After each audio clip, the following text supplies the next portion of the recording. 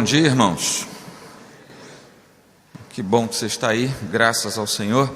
Gostaria de agradecer o convite, agradecer a toda a família da igreja local, a editora Anno Domini, por seu trabalho, não apenas pelos encontros, pelas conferências que tem promovido, mas pelos títulos que tem produzido, editado, lançado. Parabenizar o trabalho dos irmãos, pedir que a graça do Senhor continue sendo abundante, porque isso é para o bem de todo o povo de Deus e dos eleitos, inclusive aqueles que ainda não sabem que são, mas que já estão por aí, e que cabe à igreja abrir a boca e pregar para que eles ouçam e se descubram sendo eleitos do Senhor. Obrigado ao pastor John, bispo Walter, nosso irmão Andrew, que Deus continue abrindo as portas, os caminhos, para que a sua boa obra seja feita neste lugar. E obrigado a todos vocês que estão aí nos ouvindo, recebam o abraço da nossa igreja. Também faço isso em nome do Seminário Martin Butzer. Que Deus a todos abençoe. Meus irmãos, eu gostaria de inicialmente fazer uma apreciação ao produto. Ainda não é o conteúdo, ao produto. Ficou muito bonito, de muito bom gosto. Como eu milito na parte editorial há muito tempo, então eu gostaria de deixar aqui um elogio pessoal e também com algum olhar nesse aspecto. Então, se você aprecia boas coisas e produtos bem feitos, feitos com cuidado, a primeira coisa que a gente vê no livro é o que os nossos olhos identificam. E só nesse aspecto já vale a pena. No entanto, quando você o abre, aí vem o que há de mais importante nessa obra. Fiquei muito feliz em ter acesso, eu não tinha lido ainda esse material. E uma das coisas que me saltou aos olhos, e nessa introdução então já me encaminho para a palestra propriamente dita, é algo que eu e a Roberta, minha esposa, que está aqui presente, sempre falamos, que é a respeito da urgência do Evangelho. E exatamente esse aspecto de urgência está na história da conformação desse livro. O seu autor principal, que é o James Montgomery Boyce, ele se descobre muito próximo de encontrar o Salvador, por causa de uma enfermidade.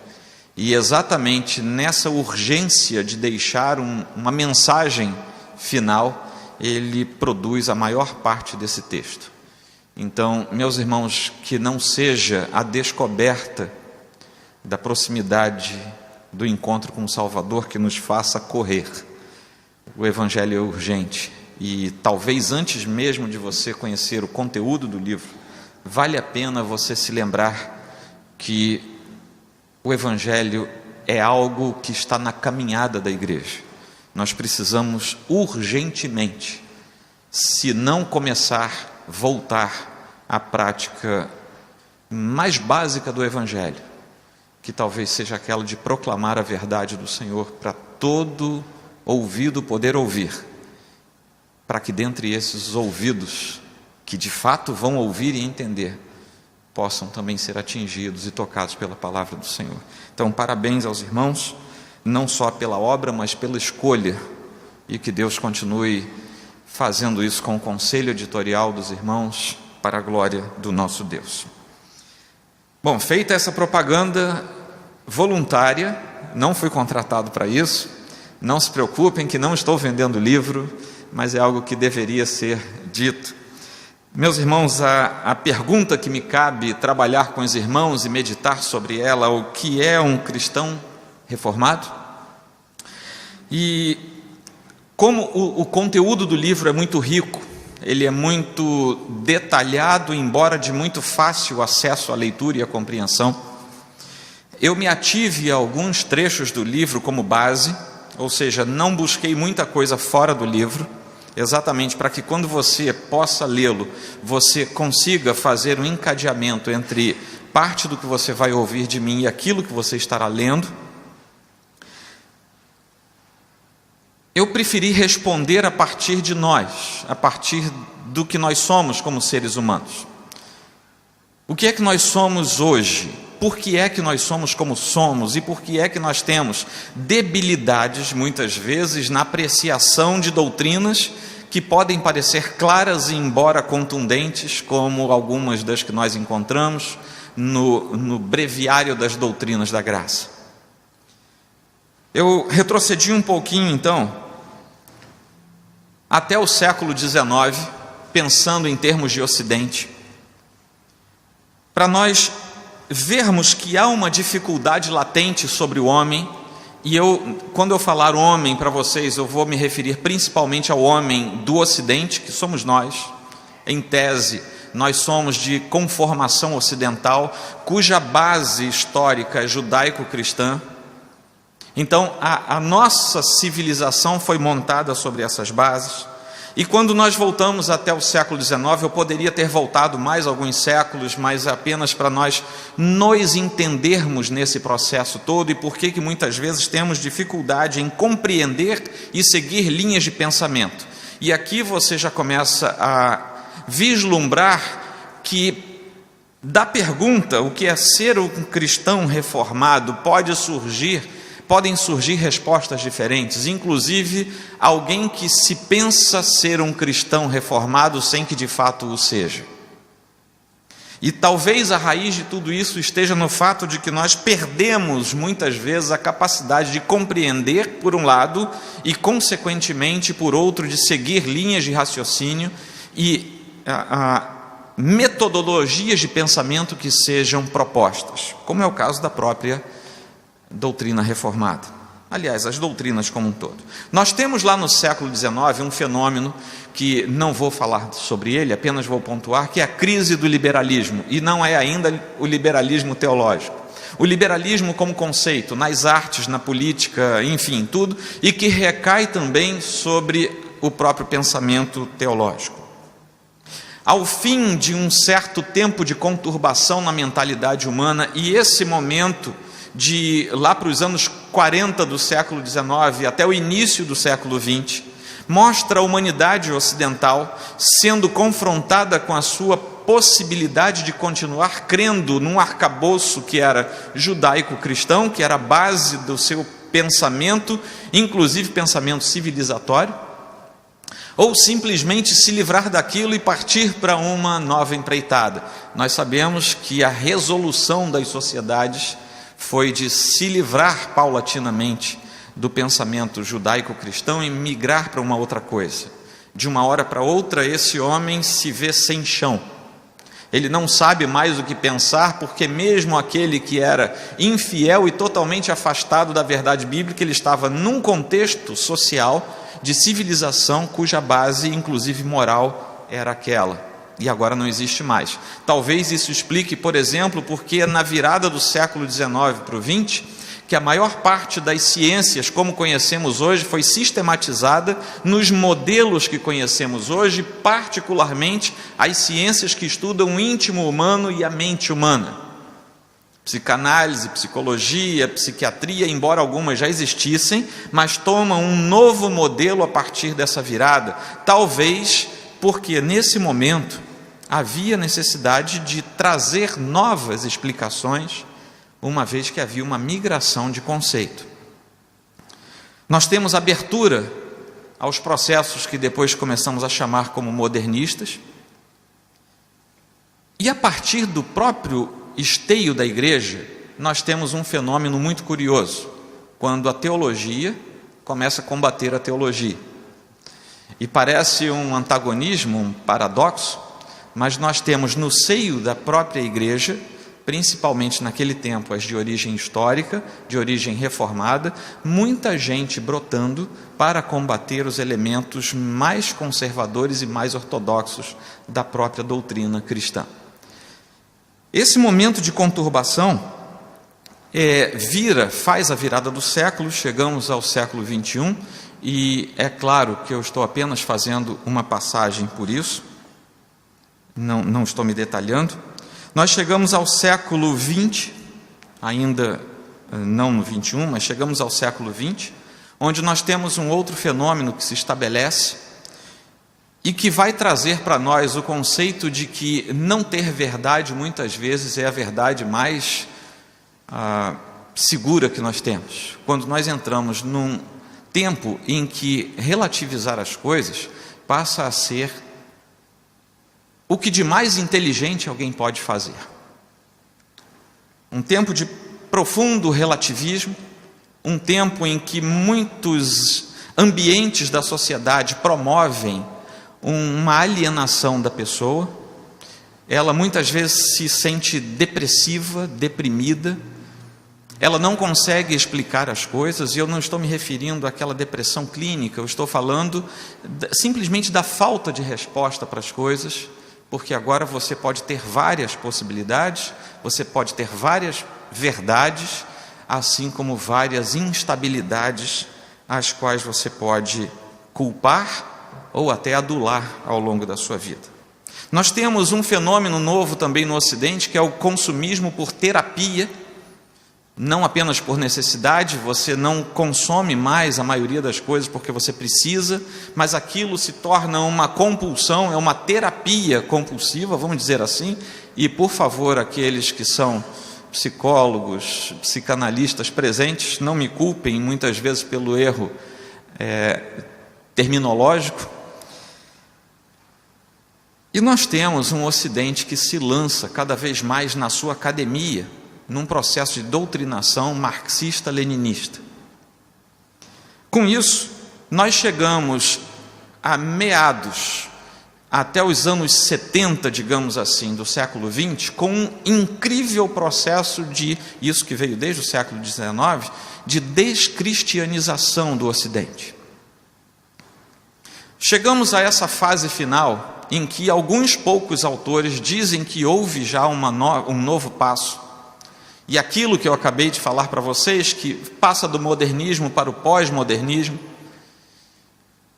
encontra talvez uma nova janela aberta para alguns pensadores, que seria a hipermodernidade ou hipermodernismo, em que todo aquele conceito que eu acabei de falar de forma muito pontual, apenas introdutória, adquire ares absurdamente individualistas, e um senso de profundo hedonismo toma conta da sociedade ocidental. Então, aquilo que começou apenas com questionamento, passa pela relativização conceitual, chega agora numa certeza conceitual. O mundo gira ao meu redor, e tudo que está ao meu redor deve conspirar para me dar alegria e prazer.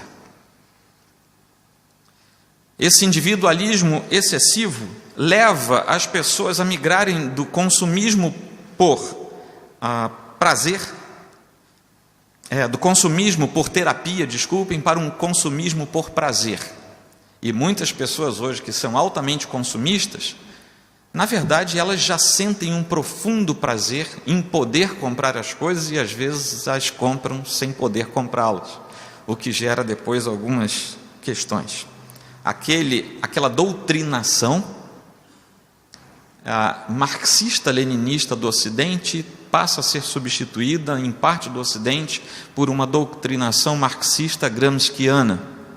E depois você pode anotar para pesquisar, o São Google nos ajuda nessa hora, você pode anotar para ver o que seria isso.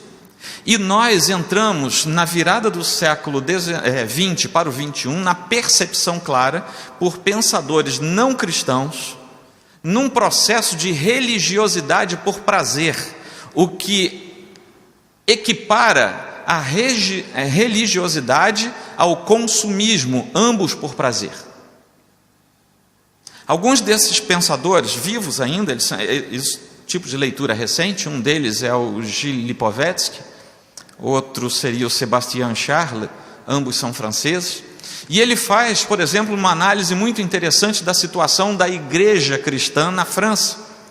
E por não ser teólogo, nem católico, nem protestante, ele está olhando de fora, e foi um dos poucos pensadores equilibrados que eu vi, não sendo cristão, a olhar e dizer: meu Deus, essa turma toda não está entendendo o que é religião, porque eles estão se aproximando da religião, buscando apenas prazer na religião, e não aquilo que a religião poderia oferecer. É claro que ele fala isso a respeito de outras confissões, mas ele é muito pontual quando fala do cristianismo.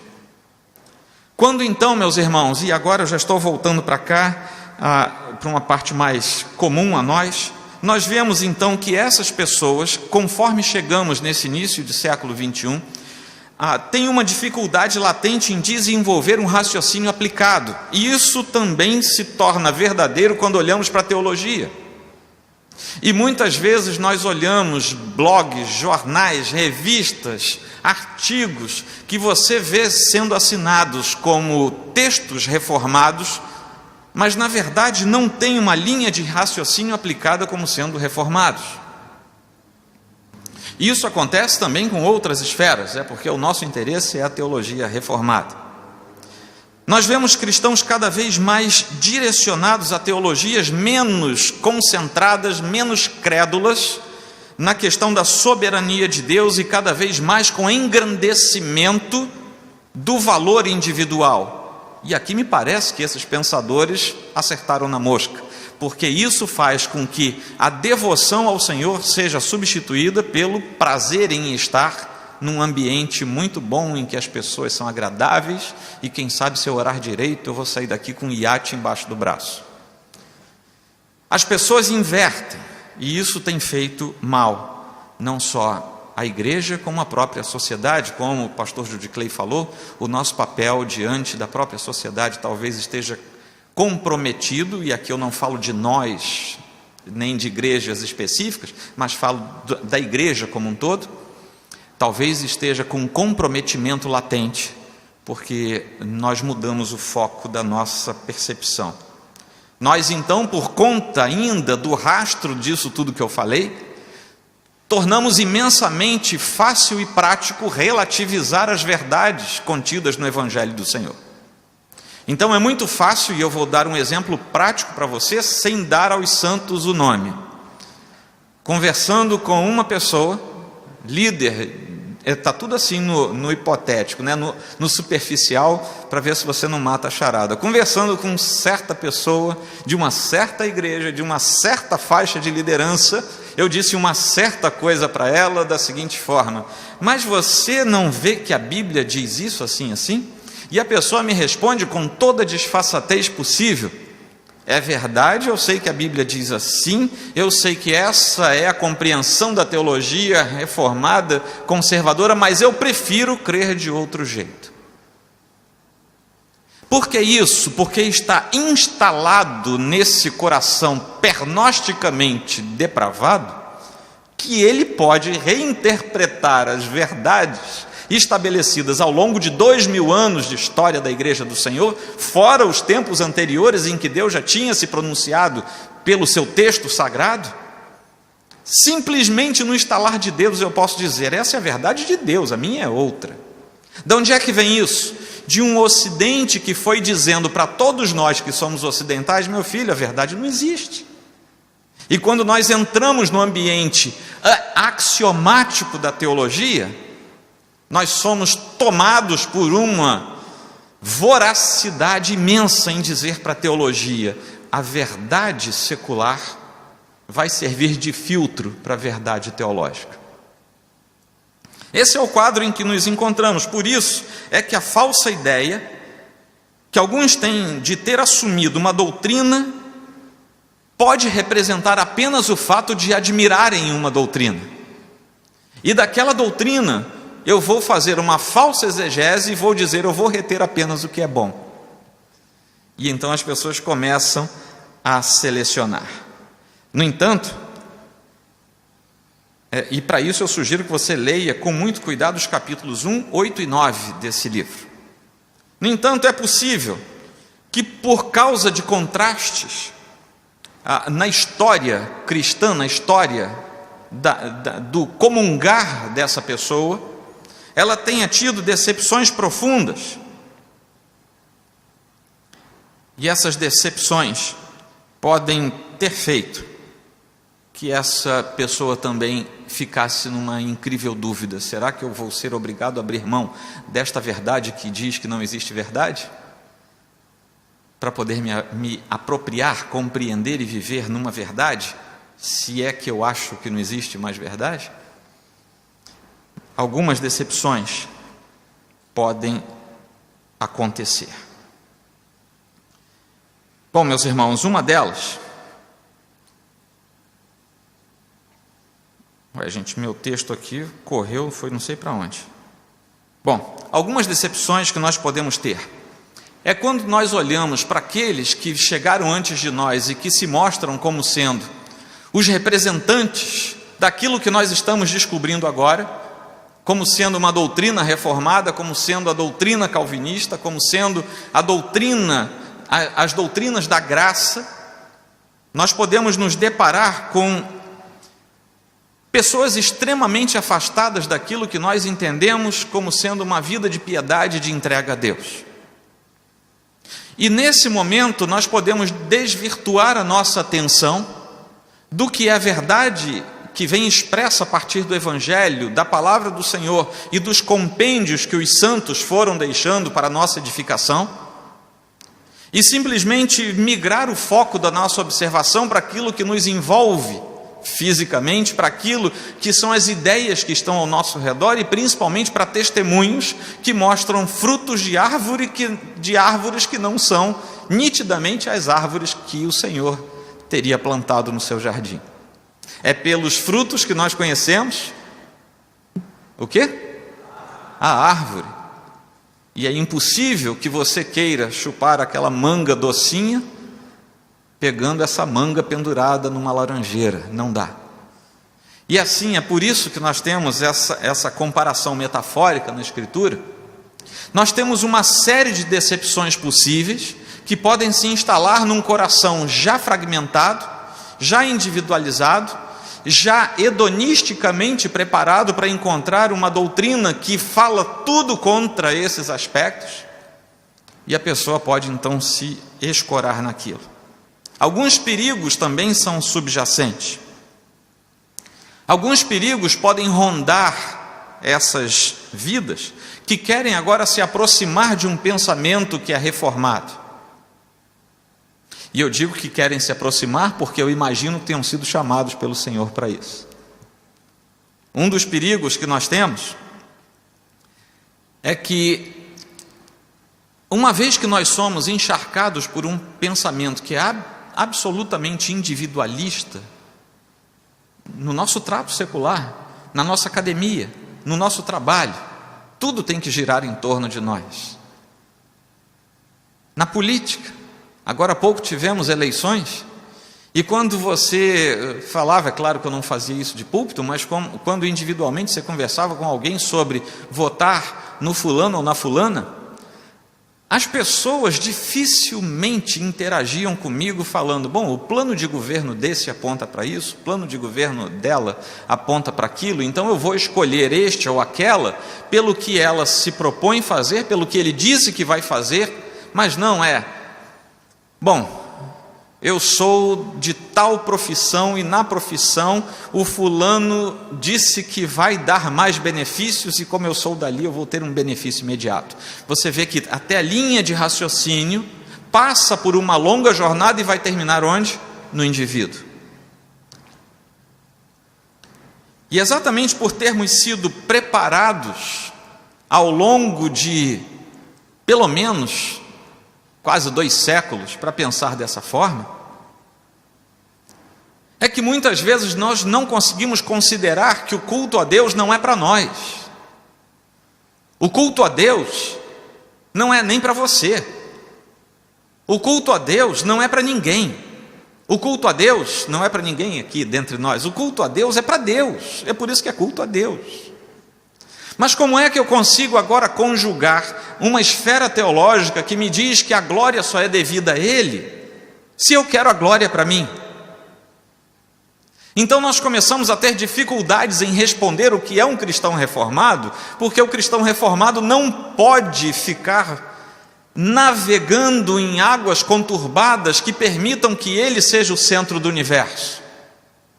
O nosso Deus, o Deus Todo-Poderoso, aquele sobre quem a Bíblia Sagrada fala, Ele é o centro de todas as coisas e para Ele é que nós nos reunimos em devoção e em culto público ou particular.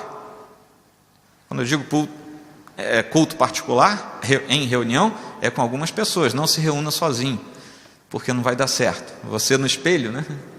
Vamos fazer um culto a Deus. Meus irmãos, nós temos sofrido, a partir dessa forma de pensamento, dificuldades para responder. Voltando aqui para o livro agora. Esse livro é absolutamente didático. E quando você, por exemplo, ler a respeito dos pontos principais, dos 5 pontos, você vai ver com que didatismo ele mostra isso. O texto é bastante recente, não é antigo demais, porque uma das dificuldades que você, principalmente se começa a navegar nas águas reformadas, pode ter, é talvez não alcançar uma linha de raciocínio antiga demais, mas essa linha de raciocínio é bastante próxima do nosso dia de hoje. E nós começamos a entrar num problema quando nos descobrimos recentemente reformados. O primeiro problema é que nós ainda não sabemos direito o que é ser um crente reformado, um cristão reformado. E nós ficamos tão felizes com descobrir aquilo que nós nos pegamos sendo novos convertidos, mesmo aqueles que têm longa jornada de fé, ao descobrirem a fé reformada, muitas vezes se sentem novamente como novos convertidos. E eu ontem estava vendo um videozinho, me mandaram, de 4 ou 5 cabritinhos, bem pequenininhos, e o sujeito andando num gramado, e todos os cabritinhos direitinho. Tinha um cabritinho que pulava, e umas 2 ou 3 vezes, um vídeo muito curtinho, ele pulou em cima de um outro cabritinho e derrubava aquele cabritinho. E eu falei, meu Deus, ou é novo convertido, ou acabou de descobrir alguma verdade muito profunda que o está alegrando de tal forma que ele não consegue se conter. Novo convertido é assim. E aquele crente mesmo antigo que descobre o desvelar das doutrinas reformadas, às vezes fica assim. O problema é que quando fazemos isso, muitas vezes nós derrubamos os nossos irmãos. O problema é que quando descobrimos algumas verdades, e que são de fato verdades verdadeiras, não são verdades hipoteticamente verdadeiras, são de fato verdades exaradas das Escrituras, às vezes não nos contemos e matamos o irmão que está do nosso lado porque agora estamos vivos. E entramos num paradoxo da nossa jornada cristã que não nos leva a lugar bom. Graças a Deus, numa parte considerável desses irmãos, depois aquele cabritinho se acomoda e fica normal que nem os outros cabritinhos. Só não pode ficar normal demais, que aí deita e deixa a vida passar. Você tem que ficar normal. Por incrível que pareça, o bom cristão é um sujeito normal, com algumas peculiaridades. Mas uma das coisas, por exemplo, que nós passamos a acreditar, e isso responde negativamente à pergunta, o que não é ser um cristão reformado de verdade, é que uma das primeiras coisas que nós fazemos é dizer que nenhum outro irmão que pense diferente de mim vai aparecer no céu. Lá no céu vai ter um anjo escaneando uma carteirinha de calvinista. Se você não é calvinista, você não entra. Meus irmãos, por mais que saibamos, e eu creio de coração, que o escopo teológico reformado é o que mais nos lança de volta às Escrituras, e é o caminho mais reto pelo qual podemos traçar, pelo qual podemos andar como cristãos verdadeiros, há irmãos espalhados em outros rebanhos. Então, eu vejo muitas vezes com certa dor no coração, o sujeito tem 3 dias que descobriu que é reformado, já está com um blog na internet e já está falando mal de todo mundo. Vocês já viram isso por aí? Não, né? Isso não é ser um cristão reformado. Isso é ser aquele cabritinho que eu falei para vocês. A única doutrina que me permite entrar no céu é a doutrina reformada. Não. Há uma pessoa que nos permite entrar no céu, que é Jesus Cristo.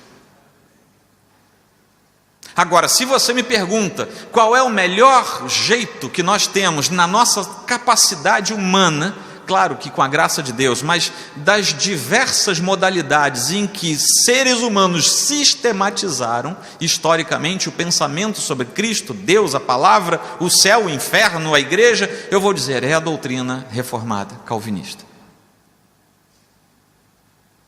Mas é um caminho pelo qual nos lançamos de volta à Escritura Sagrada. Não é o caminho em si, nos mostra o caminho e nos ajuda a entender a revelação do Senhor, de forma sistemática. Começamos então, esses irmãos que ainda não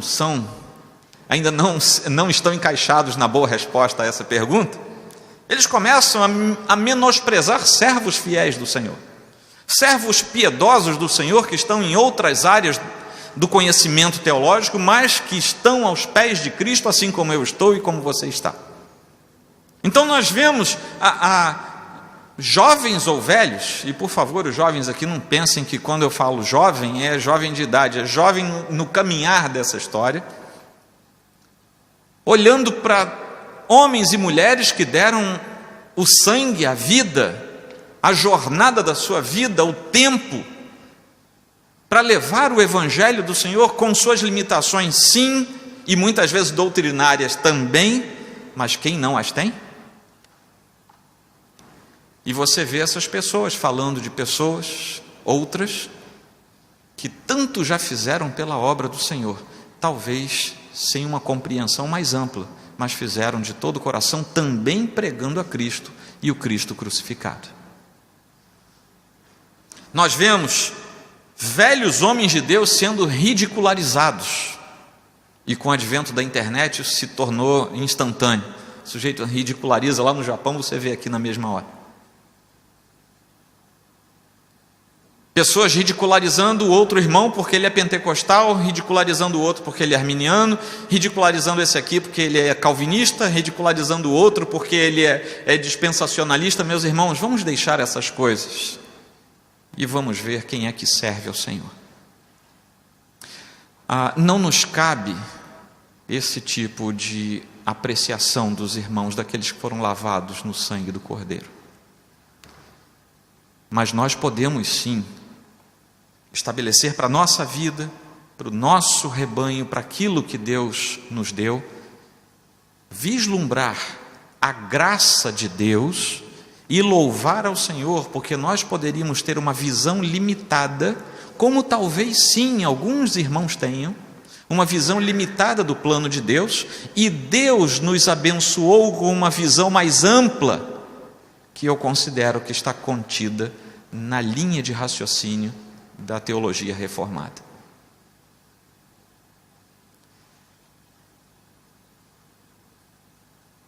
Nós precisamos então começar a responder o que é então um cristão de fato reformado. Um cristão de fato reformado, meus irmãos, é alguém que está muito além de ter decorado os 5 pontos. Está muito além de alguém que só fala de eleição. E vejam bem, estou falando de coisas preciosas à doutrina reformada. Mas às vezes nós fazemos de pontos da nossa doutrina verdadeiros carros de guerra. Se nós pegarmos, por exemplo, o texto de Calvino, a sua obra magna, as Institutas, você vai descobrir que existe uma monumental diferença entre o volume de paginação que ele usa para falar de santidade e vida com Deus e o que ele usa para falar de eleição.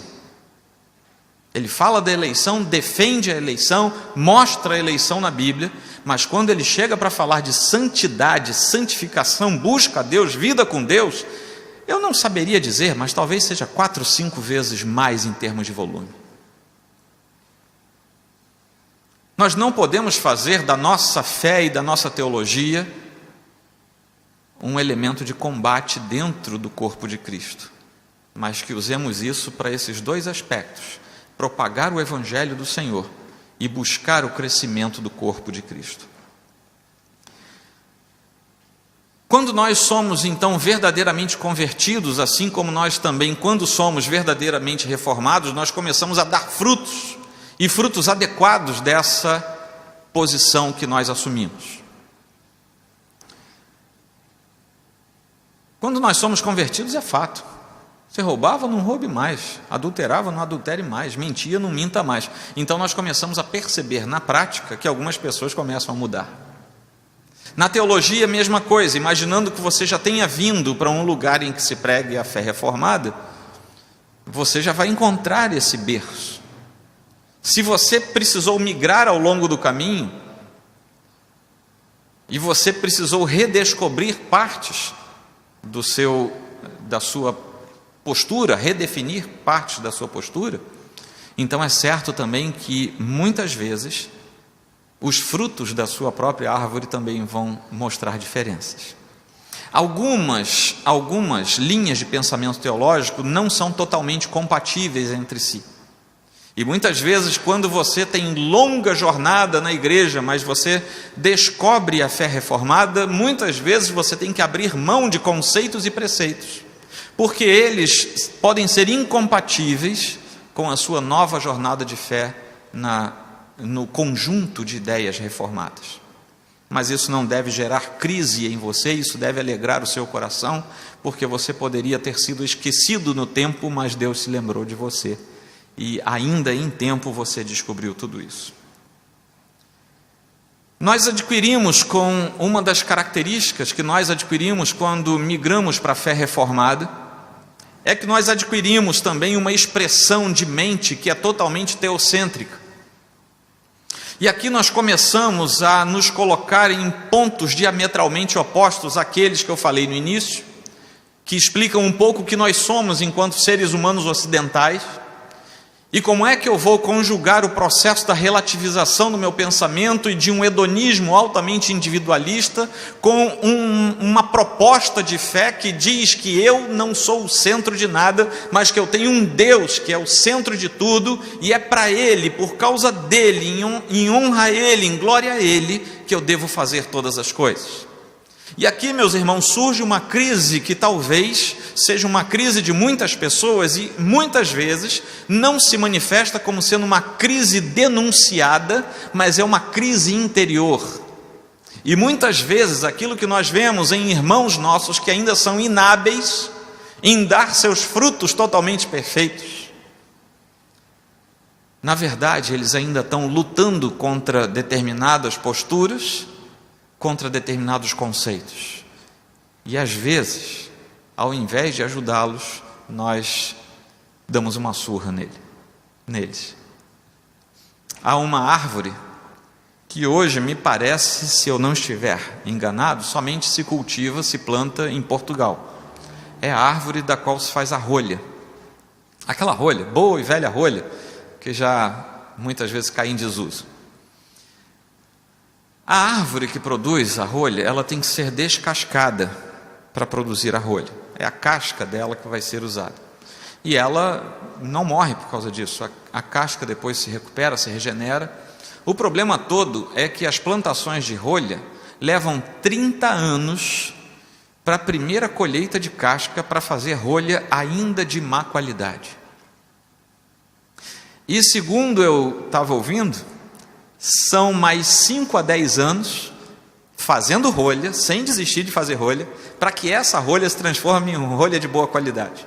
O que quer dizer o seguinte: você que é dono de uma boa terra lá em Portugal, você que está aqui, que eu sei que é rico, é próspero, tem terras e mais terras em Portugal, se você quiser entrar no negócio da rolha, aquela rolha ainda artesanal, clássica, que ainda tem um valor de mercado muito grande, plante hoje para o seu neto ficar rico.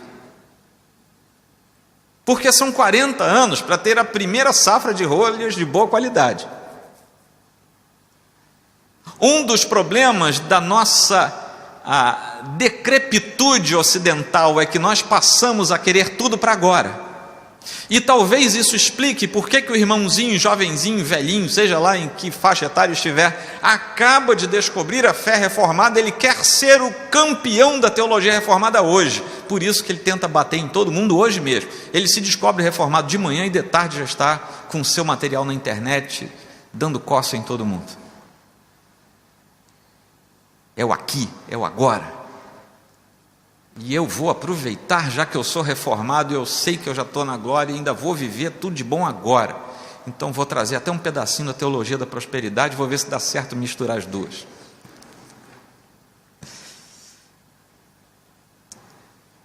Tem um outro problema, porque o nosso coração precisa ser grato a Deus, aquele mesmo Deus que agora se torna o centro de tudo, Ele também é o centro da nossa gratidão. E isso não dá certo com um ser humano que é hedonista, é pecador. E mesmo quando ele se converte, ele tem que continuar na transformação daquilo que ao longo de toda a sua vida foi impregnado no seu coração. É por isso que nós cremos na doutrina da santificação, aquela que dia após dia destrói em nós o que é pernóstico e constrói em nós aquilo que é divino a partir do Senhor. É por isso que nós perseguimos a estatura de Cristo, varão perfeito, mesmo sabendo que somente a glória nos reserva algo diferente disso que nós conhecemos. Mas é o perseguir, é o querer ser como Ele, é o querer cheirar como Cristo que nos faz diferentes. Essa mente teocêntrica, o fruto da conversão, uma alma contrita que se mostra diante de Deus, uma alma que olha para si própria e diz: se não fosse a misericórdia de Deus, onde estaria eu? É uma alma que diz para si própria: você não é nada, e tudo que eventualmente seja, é porque Deus se manifestou sobre você. É uma alma que se mostra totalmente dependente de Deus. É uma alma que, embora planeje, tenha sonhos, tudo que é natural do ser humano, ela não teme o amanhã, porque sabe que o amanhã, assim como hoje é e sempre foi para trás, continuará nas mãos de um Deus que é todo-poderoso. E esse descanso na soberania de Deus, que vai na contramão de tudo aquilo que eu introduzi, é um dos elementos basilares de um coração reformado. A nossa vontade se torna submissa à vontade de Deus. Meus irmãos, parece que eu estou falando coisas genéricas do cristianismo, não parece? Todo cristão tem que ser assim. E você vira para mim e diz: Joel, você está falando coisas que servem para todos os cristãos. É por isso que eu falei para você que não é apenas dentro da nossa cerca que há filhos de Deus. Mas talvez nós tenhamos, pela misericórdia do Senhor, ingressado num ambiente teológico que nos permite ver essas coisas de forma mais clara. A nossa alma se torna submissa à de Deus e nós alegremente declaramos que somos escravos de Deus. No Antigo Testamento havia uma forma de servidão, resumindo, em que o sujeito poderia inclusive se casar durante o seu período de servidão e constituir a família. Só que ao 7º ano ele poderia ser colocado em liberdade. Mas o que ele vai fazer com a família? A família é serva, só ele foi posto em liberdade. E diz a Escritura, na sua normativa das leis do Antigo Testamento, que esse que era agora um escravo, um servo para ser posto em liberdade, ele podia se submeter a uma escravidão eterna, a uma servidão permanente, pelo amor de sua família.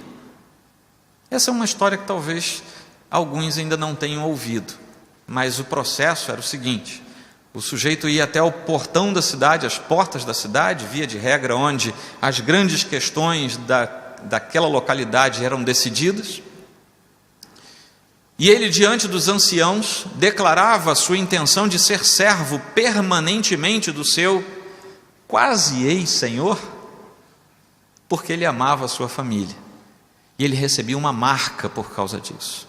Diz o texto, e eu creio nele, porque nestes dias de relativismo, eu creio na inerrância da Escritura.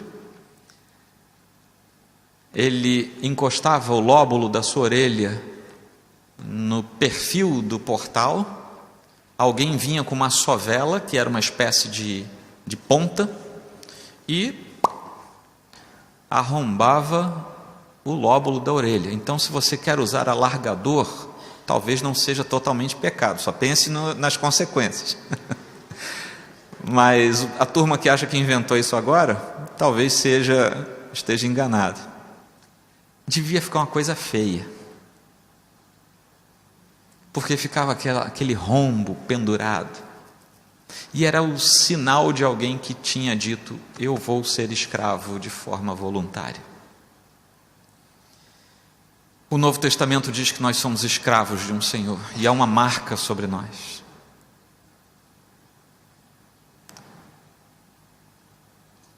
Nós precisamos que o mundo veja essa marca, como essa turma do passado tinha sua marca aparente. Nós precisamos deixar de ser discretos demais como igreja do Senhor e como indivíduos da igreja do Senhor, e precisamos voltar a mostrar ao mundo que há uma marca sobre nós, e que essa marca fala muito a respeito daquilo que o Senhor tem de senhorio sobre nós. Eu já estou indo para a conclusão. Nós buscamos todo o tempo, como cristãos reformados de verdade, uma vida de santidade, e isso faz parte da nossa jornada. O pastor Jude Clay falou, e eu não vou me ater no mesmo assunto, mas a respeito daquela ideia de que se eu já sei que sou salvo, meu nome está escrito no livro da vida, Deus não vai ficar apagando meu nome. Se eu já vou para o céu, eu vou aproveitar. Não foi a respeito disso que o pastor Jude Clay falou? Meus irmãos, isso não tem nada a ver com a fé reformada. Isso tem a ver com mundanismo, e com o sujeito que quer usar o mundanismo para disfarçar e dizer que é crente. Uma outra coisa que é nosso propósito firme é viver para a glória de Deus. E meus irmãos, aqui surge um paradoxo na nossa vida, porque muitas vezes nós recitamos todas essas coisas, vida de santidade, glória de Deus, Deus é o centro de tudo, nós decoramos tudo isso, mas às vezes não vivemos essas coisas, ou pelo menos parte delas. Nós não podemos ser cristãos de decorar para responder sabatina. Nós somos cristãos para entender a revelação do Senhor e para viver a vida que Deus nos deu a viver, como parte integrante do seu povo. E finalmente, aqui dentro desse conjunto, e depois eu já aplico, o cristão verdadeiro, e aqui de forma muito peculiar, o cristão reformado verdadeiro, ele tem uma absurda consciência de que é um peregrino numa terra que não é a dele. Meus irmãos, vejam tudo ao seu redor. Vejam o cuidado com que está tudo arrumado. Apreciem as boas coisas da vida, aquelas que nos são lícitas apreciar. Apreciem as artes, a cultura. Isso está no cerne da ideia reformada. Aprecie a boa literatura. Aprecie as pessoas, o bom convívio, aprecie as viagens. Se você tem oportunidade, viaje, isso faz muito bem ao coração. Mas entenda uma coisa: tudo que você fizer, inclusive o que é muito bom, que é lícito, o que você deve fazer se puder, pertence a uma terra que não é a sua. Pertence a um país que não é o seu. Pertence muitas vezes, inclusive, a um governante que não é o seu. Nós somos um povo que tem um rei. Nós somos que não é desta terra. Nós somos um povo que tem uma terra que não está aqui. Pelo menos não que os nossos olhos a vejam, por enquanto. Nós temos moradas que ainda não conhecemos, nós temos até nomes que ainda não conhecemos, mas isso tudo já é nosso, isso tudo já nos foi consagrado pelo Senhor, se assim eu posso dizer, para usar um termo exageradamente colocado neste momento. Nós precisamos adquirir o senso de peregrinação. Nós gostamos do que temos, nós gostamos da nossa cidade. Eu não quero sair daqui. Por quê? Não, porque eu sou daqui. Você não é daqui. Eu gosto do meu carro, eu não quero trocar. Por quê? Porque ele é meu. Não, você tem coisa melhor. Eu não quero sair dessa escola, eu não quero abrir mão desse emprego, Meus irmãos, tudo isso é graça do Senhor, é misericórdia do Senhor, é coisa muito boa que o Senhor nos permite ter, mas não pode suplantar o que de mais precioso nós temos, que é a companhia diuturna do próprio Senhor Deus, hoje pela ação do seu Santo Espírito, e o vislumbrar de que aquilo que é nosso já está chegando, já está ali às portas, e que nós precisamos equipar a cada um de nós e a igreja do Senhor, para que esse senso de urgência, que eu falei que percebi no livro, seja também abraçado por cada um de nós, para fazermos hoje o que precisamos fazer hoje, porque nós não sabemos quanto tempo nos resta, uma vez que estamos indo para o lugar que de fato é o nosso. As portas estão aí, eu não sei se entreabertas, não sei se ainda fechadas ou se já por abrir, porque não nos foi dada essa informação. Mas eu sei que o Senhor que diz: Joel, você está indo para o lar eterno, Ele também me disse: vigia, continua, persevera, santifique-se. E aqui eu respondo o que é ser um cristão reformado. Um cristão reformado é negar tudo aquilo que eu falei e muito mais coisa, é claro. E um cristão reformado é abraçar acima de tudo ser servo fiel do Senhor. E quando ele abraça ser servo fiel do Senhor, ele o faz a partir da compreensão que ele tem das doutrinas da graça. Com isso eu quero dizer, meus irmãos, descansem no Senhor, porque o rebanho do Senhor é muito maior do que as igrejas calvinistas. Mas também descanse uma segunda vez no Senhor, porque Deus permitiu, se você está nesse ambiente reformado, permitiu que você tivesse facilidades de compreensão, de motivação e de ministração, que talvez aqueles outros nossos irmãos não tenham. Use isso para a glória de Deus. Não use isso para confusão, use isso para disseminação da verdade do Senhor. Não use isso para confronto, mas use isso para a paz no reino de Deus. Nós vivemos então com base nas doutrinas da graça. Nós somos crentes fiéis ao Senhor, nós, cristãos reformados, somos crentes fiéis ao Senhor, que vivem com base nas doutrinas da graça, creem nos pontos básicos do calvinismo e entendem que é a paz que Deus nos dá a partir do seu chamado, a partir da sua eleição, a partir de um ponto em que nem sequer tempo existia, Ele já tinha nos amado e nos chamado. Nós estamos encaixados no coração dEle, e por causa disso, na nossa história individual, houve um dia em que nós fomos chamados, e nós entendemos aquilo que, fora do tempo, já estava no coração do eterno Deus. Nós vivemos como discípulos nos moldes de Jesus Cristo, e muitas vezes nós somos incompreendidos por isso, como está lá em Mateus 10, aquele texto contundente que fala a respeito inclusive de abandonar mãe, pai, tomar a sua cruz. É um texto difícil muitas vezes, mas pode ser o retrato de um cristão fiel, para o qual Deus toma a primazia de todas as coisas e se torna o centro da sua própria razão. Tudo, meus irmãos, assume ares exponencialmente maravilhosos quando nós estamos no berço das doutrinas da graça.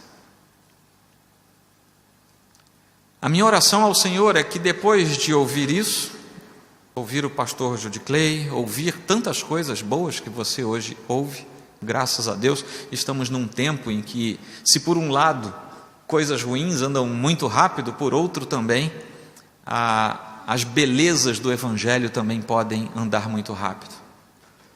E que você, após ouvir isso, que é muito mais conceitual do que doutrinal, você então possa se apropriar com a ajuda de Deus do conhecimento dos 5 pontos, da soteriologia, da eleição, da santificação, de tudo aquilo que está dentro do arcabouço da doutrina reformada.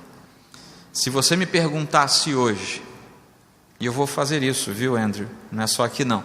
Se você me perguntar hoje qual seria um bom texto para você começar a compreender isso, eu vou sugerir esse livro que Anno Domini acabou de lançar.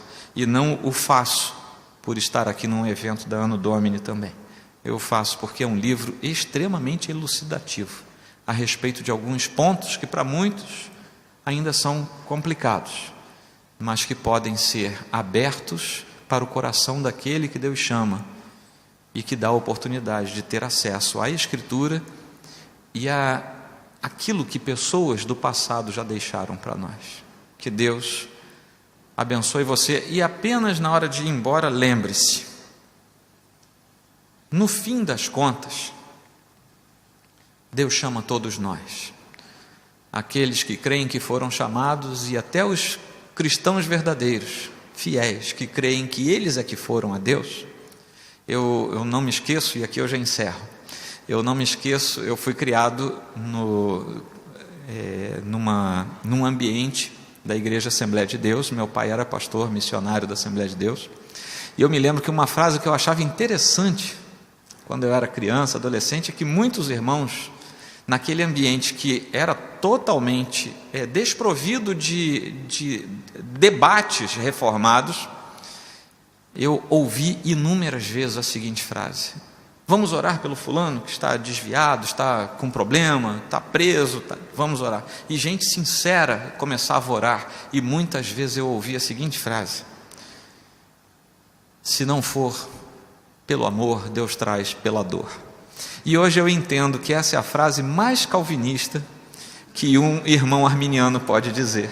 E com isso eu deixo o desejo no meu coração para que Deus continue abençoando você, e o meu agradecimento aos irmãos que me convidaram. Que Deus os abençoe.